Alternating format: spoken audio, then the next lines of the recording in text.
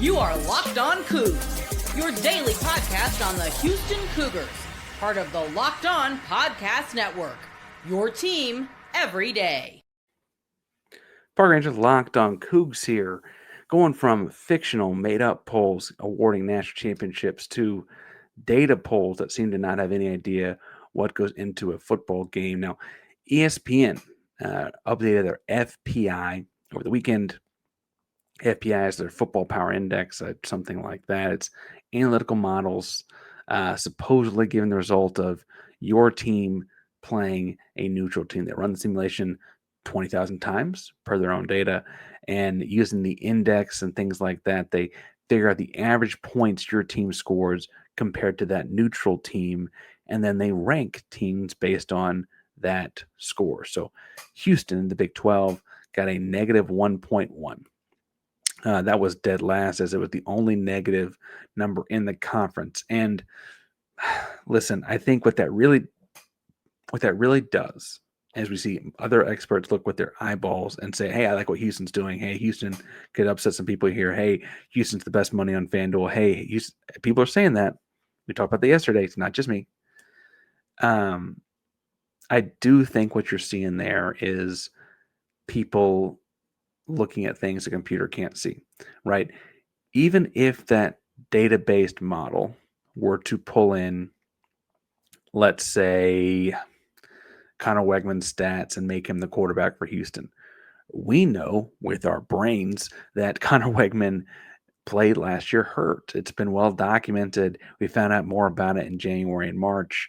He had a really severe shoulder and ultimately turned into his whole throwing arm injury last season. He's fine now, but that clearly impacted how he played last season. That doesn't go into the data, right? Jason Brooks, talented offensive lineman, looks like he may start at left guard for Houston. Might move up to right guard, but I think he's going to end up playing left guard for Houston. We talked to Cody Stovall, locked on Oklahoma State, when Jason transferred. Queso, right? And ultimately, Cody, on his own assessment, said that Jason Brooks started the games the year they went to the Big 12 championship game. They lost that Big 12 championship game, but he went to that game as a starter. And then in 2024, coaches felt like they were on a hot seat. They had to make some changes. There was some politicking involved, and coaches went with guys that they had recruited or had ties to or whatever. And Jason didn't get to play a whole lot. Oklahoma State lost a lot of games. The data is going to pull from last season, Jason not being able to play much on a team that didn't win a whole lot of games.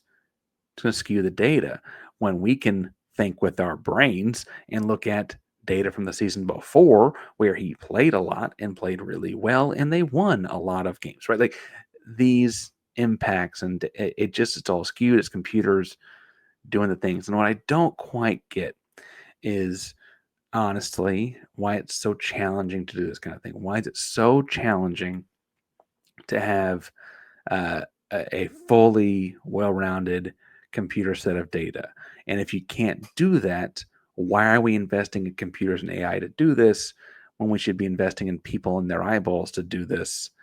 And why are we paying people to do this with their eyeballs and brains and so on that don't use those eyeballs to watch all the games? Like all of these things don't make sense, because that seems to be what's consistent about what's being predicted on Houston's season next year. Because when you hear someone who's watched the video, put the things together, looking at the new roster, going back and watch those players really play, people get excited really fast. I told them yesterday's episode that both Spencer McLaughlin, Locked on College Football, and Drake Toll, Locked on Big 12, were higher on Houston than many. And Drake had them at 8-4, right? And I listened to a clip on Twitter where Taylor McCargo, he was a quarterback at Rice. He's now an analyst. I think he's going to be involved in Big 12 production through I think it's TNT, but it might have been Fox. Sorry if I got that wrong, Taylor. Taylor's a good guy. But it sounds like he's higher on Houston after looking at what they're pulled in and the receiver corner they're pulled in, and Tanner at tight end and all those different things as well, right? I think a lot of people that are able to look for themselves are finding positive. Now, people aren't predicting them to win a national championship. I don't mean to say that. We're not at that point in the rebuild. But I do. I guess we could pull up our own arbitrary poll and award it. That's what we just talked about in the first segment, right? um, I do think though that Houston, it stands to reason, is honestly doing better than the data models would indicate, and needs people to really watch them to fully understand what they're doing, right? Like pulling in Mackenzie Agnello, who played at New Mexico last year as a center and played a bunch of different spots on the offensive line. Like it's hard to quantify that in a way that he's going to impact Houston this year, right? You could talk about, Rook Brown or different DBs coming in and changing divisions or changing group of 6 to power 4 or whatever in college football. And it's not accounting for that quite as well, or not smoothing out the transition there. It's interesting to see how these models go. And even with the models, when they take that negative 1.1 that the FPI gives Houston and extrapolate that across their schedule, it says there's a 42.8% chance that Houston wins 6 or more games.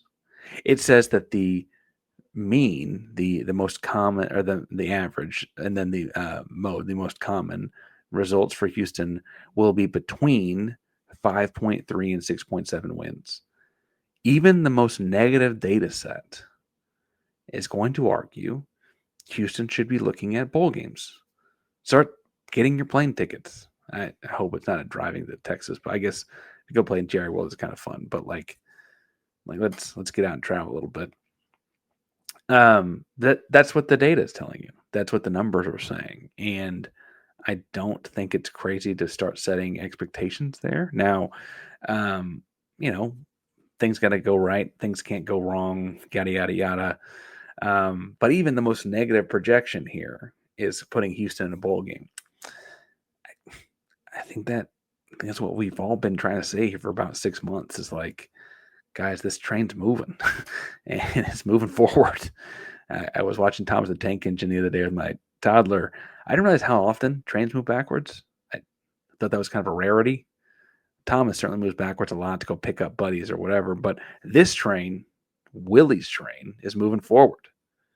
And while I don't like the ESPN FPI for a lot of reasons, and think there's a lot of flaws in how they accrue the data and how they use the data, and how I wish they would just pay a lot more people to use their eyeballs and get a lot more eyeballs on college football.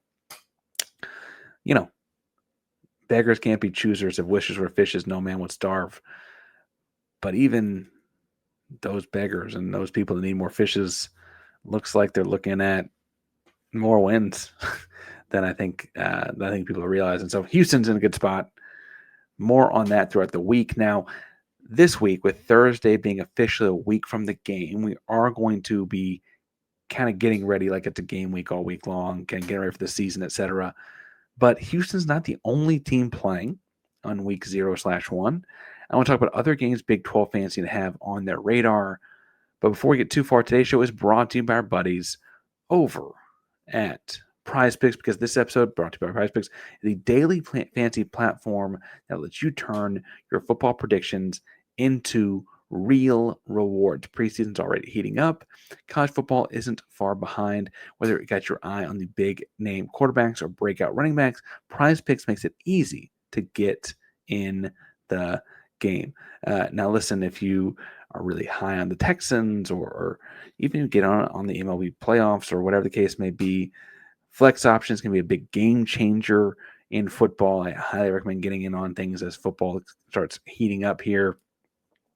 One of your picks misses, you can still double up your money by using the flex play option. PrizePicks puts their members first. All withdrawals are fast, safe, and secure. Download the PrizePicks app today. Use code LOCKEDONCollege to get $50 in lineups after you play your first $5 lineup. That's code LOCKEDONCollege to get $50 in lineups after your first $5 play. PrizePicks, run your game.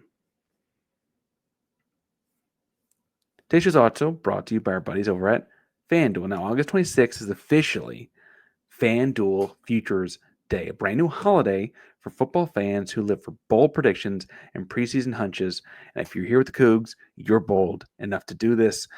FanDuel's giving you deals on NFL season predictions, whether you're calling MVPs, long shot division winners, think you got an idea who to crown a Super Bowl champion before week 1 even kicks off. This is your moment to do all that on FanDuel Futures Day. You think CJ Stroud can do it, get that MVP award, FanDuel Futures Day. You think the Texans are going to win the South, FanDuel Futures Day. You think you have an idea of who the dark horse in the Super Bowl hunt is, FanDuel Futures Day. Visit FanDuel app today and start planning your future bets now, because Futures Day is one day and one day only. I'm probably supposed to say this part where you subscribe, we keep our jobs, and blah, blah, blah, right? Anyway.